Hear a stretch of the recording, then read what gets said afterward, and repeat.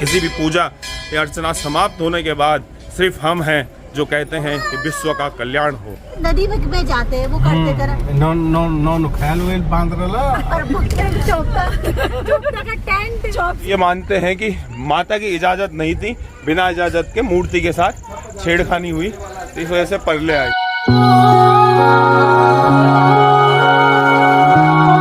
ऐसी हैं रे सब। चलो अब लगते हैं हम अपने रास्ते। अभी हमारा सफर बहुत लंबा है। अच्छा तो अभी क्या है ना, एक चीज़ और है जो इस स्थान को कुछ विशेष बनाती है और ख़ास बनाती है, वो है कालिदास जी जो थे, ये मानते हैं कि उनकी जन्मस्थली भी यहीं है। यहीं से आगे एक गांव है तो मानते हैं कि यहाँ यही उनका जन्म स्थान है। अच्छा उसके पीछे ये भी है, और आप बोलोगे कि गूगल में या हर जगह तो उनका जन्म स्थान को उज्जैन बताते हैं भैया, इसीलिए तो हमें कि जो गूगल से अलग जाते हैं। तो इस पे अभी शोध चल रहा है कि क्या वाकई कालिदास जी का जन्म स्थान ये वाला काली मठ था या वो उज्जैन में था। और विशेष जो तर्क दिया जाता है वो ये दिया जाता है कि जो कालिदास जी ने जो अपना महाकाव्य लिखा था मेघदूत, और उसमें जो प्राकृतिक चीज़ों का जो वर्णन हुआ है या वनस्पति का जो वर्णन है या स्थान का जो वर्णन है, उस प्रकार का कुछ भी स्थान या प्राकृतिक चीज़ें या वनस्पति उज्जैन में नहीं मिलती है, वो इसी इलाके में मिलती है। मतलब यहाँ से बहुत ज़्यादा समानता है। और जब हम छोटे भी थे ना, तब भी हमने ये बात सुनी थी कि कालिदास का जन्म स्थान यही है। देखो बाकी सब ठीक है, वैसे मैं कभी सरकार के बारे में कुछ बोलता नहीं, लेकिन आज ज़रूर बोलूँगा, चाहे वो कोई भी सरकार हो, जो सरकार अभी है या इससे पहले थी, सरकार की कहीं ना कहीं नेग्लिजेंसी है कि इस विषय में उन्होंने शोध सही ढंग से नहीं करवाई। कि देखो पता लगे कि कालिदास जी का जन्म स्थान यही है, तो और कितना ये फेमस हो सकता था यह स्थान, इसकी हद नहीं है। केदारनाथ के इस जस्ट रास्ते में ये है कि बस आपको रास्ते से कुछ 8-10 किलोमीटर हट के थोड़ा सा अलग आना है, लेकिन फिर भी उतना टूरिस्ट इस जगह को नहीं जानता। अभी आप जो देख रहे हैं ये जो सीढ़ियाँ जा रही है ना, ये तो यही वो सीढ़ियाँ हैं जो जाती हैं काली शिला पे। काली शिला जो है ये वो स्थान है, काली शिला, जहाँ 12 साल तक कन्या रूप में माता ने तपस्या करी थी और उसके बाद उनको 64 योगिनियों के द्वारा शक्तियाँ प्रदान हुई थी। और ये भी मानते हैं अभी वो 64 योगिनियाँ जो है ना उस स्थान पे विचरण करती हैं। वो महत्वपूर्ण स्थान है ये, है ना। और आज आपको हमने इसके करा दिया दर्शन। ये लिया मैंने अभी, हमने लिया है लॉकेट अपने लिए, एक रुद्राक्ष की माला के साथ एक त्रिशूल लिया।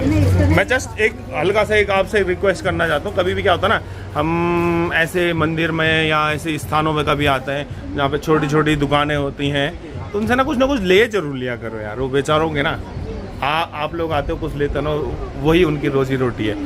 महंगा मूंगा सस्ता तो क्या है, इतना क्या देखना, मॉल में जाते तब तो नहीं देखते हम, तो ऐसी जगहों पे भी ले लिया करो। जस्ट इतनी सी बात करनी थी, एक छोटा सा संदेश था, अच्छा लगे तो अमल जरूर करना मेरी बात पे। अरे जब अष्टमी के दिन तो वो जो आप पत्थर बता रहे हो लाल हो जाता है, अपने आप ही हो जाता है? अपने आप ही हो जाता है। ये माता की इतनी बड़ी शक्ति है कि वो पूरा पत्थर अपने आप, मतलब जितना लाल अभी है वो उससे ज्यादा लाल हो जाता है? बहुत ज्यादा हो जाता है सर, उससे भी।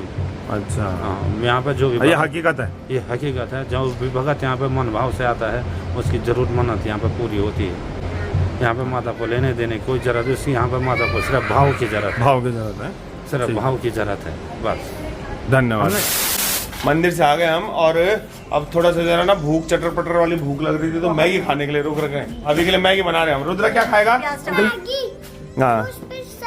सब्जी नहीं होते। और भाभी जी के लिए जिसमें सब्जियां होती है और गरम चाय। वाह।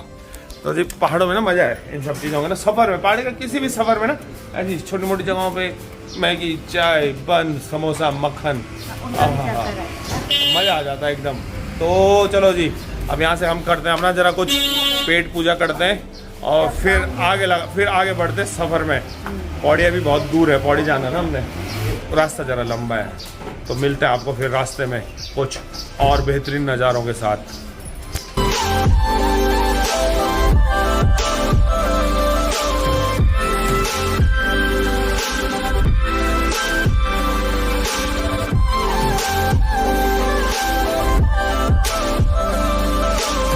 लग पड़ी हमारी सवारी पौड़ी के रास्ते में, उड़ रहे हैं यहाँ रुई उड़ रही है, रुई सेमल जिसे बोलते हैं, कॉटन के वो पेड़ से जो रुई उड़ती है वो उड़ रही थी। ट्रैफिक फुल ऑन है, सब यात्रा लाइन।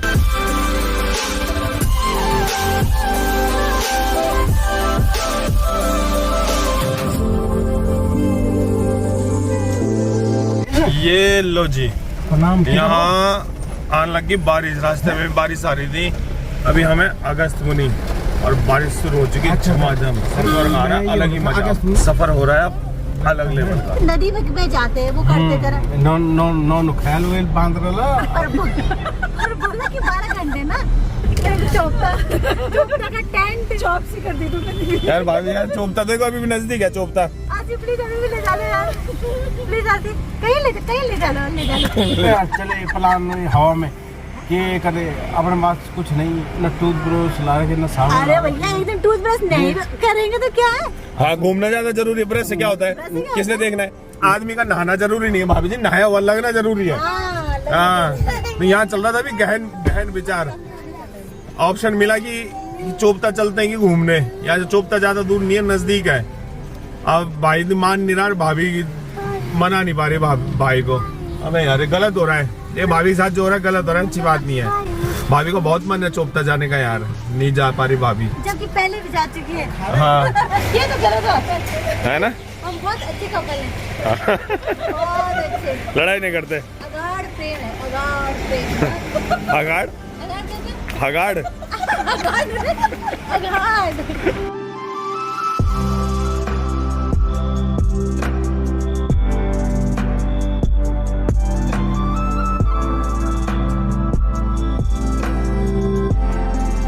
यहाँ पे ना व्यू भी बड़े अच्छे अच्छे हैं रास्ते में ना, हर जगह ही प्रकृति ने अपना सौंदर्य बिखेर रखा है यहाँ हर जगह पर, बड़ा मजा आ रहा है। लेकिन नहीं, महिलाएं हमारी ना सुबह से अभी तक लगी हुई हैं, नॉन स्टॉप चीज चल रही इनकी है, रुक नहीं। अभी अगर कुछ काम दे दिया होता ना तो इनको नींद आ चुकी होती। हाँ, तो मैंने कौन सा काम किया, अभी बातें तो कर रहे हैं। वही तो बोल रहा हूँ, बात करने में तो कोई दिक्कत ही नहीं है। पहुँचने वाले हैं अभी धारी देवी, और अब देखते हैं अगर धारी देवी में अगर दर्शन हो पाए तो आपको भी कराएंगे दर्शन।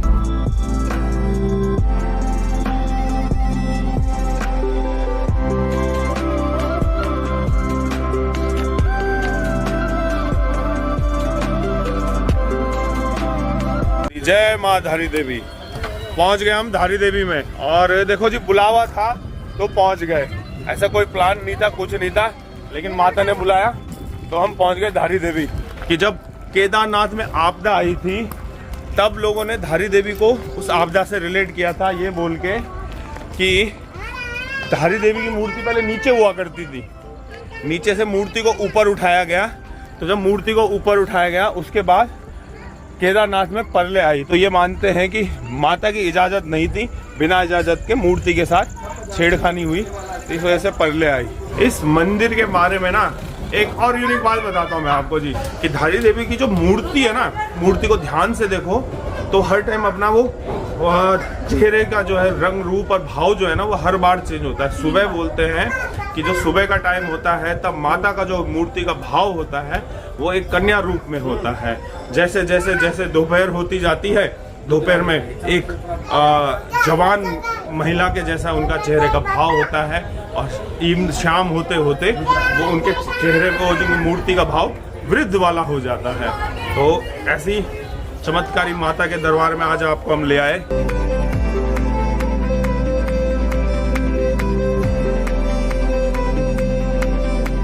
बाकी तो सब ठीक, यहाँ बंदरों ने परेशान कर दिया बेचारे डॉगी को, पर हमारा शेरू भी कम नहीं है, अकेला ही फाइट करेगा सारे, बट हमारे शेरू को परेशान कर रहे हैं बंदर, डंडा भी नहीं है। चलो ना चलो। हम आ गए मंदिर प्रांगण में, और ये जो मंदिर का स्वरूप है ये नया बना है पूरा। मंदिर पहले जो था पौराणिक मंदिर वो थोड़ा अलग स्वरूप में था, वो थोड़ा नीचे था। ये जो बनाया गया है अभी ये पूरा नया है, यहाँ पे मंदिर को उठा दिया गया है मूर्ति को।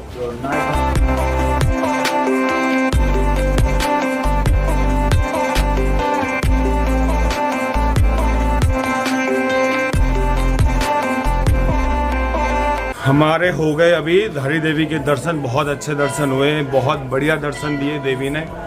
एकदम सुकून के साथ, जैसे मतलब खाली खाली सा ही था जब हम गए तो हमारे लिए। पता नहीं क्या माता रानी की हमारे पे कृपा है ही, जब भी हम दर्शन के लिए जाते हैं दर्शन माता रानी हमें बहुत खुल के देती है, बहुत अच्छे दर्शन। अच्छा, अब एक पौराणिक एक कथा है, बहुत सारे लोगों ने सुना होगा जो इस क्षेत्र के अगल बगल के लोग हैं, और जिन्होंने नहीं सुना तो उनको अब मैं बता देता हूँ कि ऐसे मानते हैं कि एक बार ना बाढ़ में एक मूर्ति बहती हुई आई, और वो आई तो इस स्थान पे जहाँ पे ये मंदिर है यहाँ पे एक चट्टान थी, जिस चट्टान को हटा दिया गया और उस चट्टान में आके वो मूर्ति अटक गई। और ये पीछे अभी इधर आप देख रहे होंगे जो ये गांव सा जो दिख रहा है इधर, ये है धार गांव ना।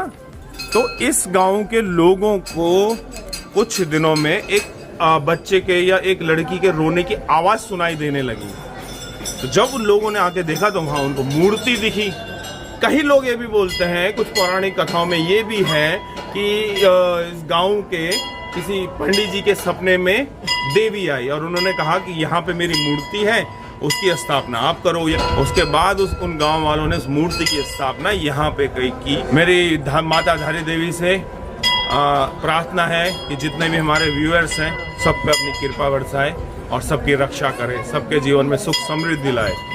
और वैसे भी सनातन धर्म से हमें सिर्फ हमारा ही धर्म एक ऐसा है जहाँ पे कहा जाता है सर्वे भवन्तु सुखिनः सर्वे सन्तु निरामया सर्वे भद्राणि पश्यन्तु माँ कश्चित् दुःख भाग् भवेत्। वसुधैव कुटुम्बकम जैसे श्लोक पे चलने वाले इस सनातन धर्म के हैं हम। किसी भी पूजा या अर्चना समाप्त होने के बाद सिर्फ हम हैं जो कहते हैं कि विश्व का कल्याण हो। ये जो देख रहे हो ना आप, ये स्थान, तो जब बाढ़ आई थी तब माता की मूर्ति स्थापित की गई थी और उसके बाद यहाँ बाढ़ आई थी और बाढ़ आने के उपरांत माता को उसी चट्टान पे रख दिया गया जिस चट्टान पे आगे माता की मूर्ति रुकी थी।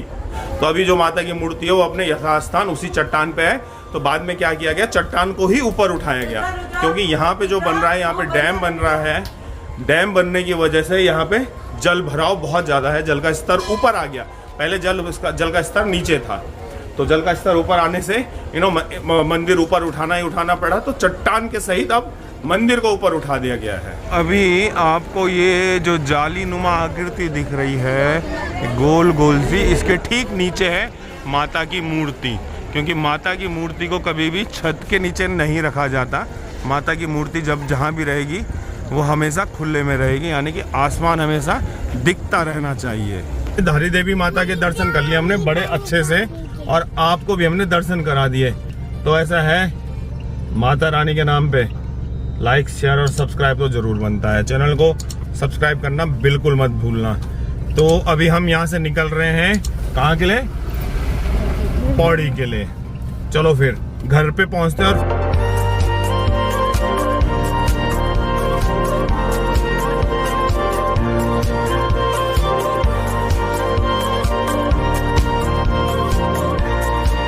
पहुंच गए अभी हम अपने घर। और अभी आपको दिख रहा होगा मेरे पीछे जो लाइटें टिमटिमाते हुए दिख रही होंगी ना, ये पौड़ी की लाइटें हैं। बड़ा खूबसूरत लगता है पौड़ी भी रात को, आपने देखा होगा भी रास्ते से भी ना। अब हमने पकड़ लिया बिस्तर, मम्मी पापा भी लेटे हुए हैं, ठंडा बहुत है, देख रहे हो रजाई में है सारे के सारे यहाँ। तो चलो जी, फिर आज इन्हीं शब्दों के साथ आपसे लेते हैं इजाजत। कल फिर किसी और मोड़ पे होगी आपसे मुलाकात।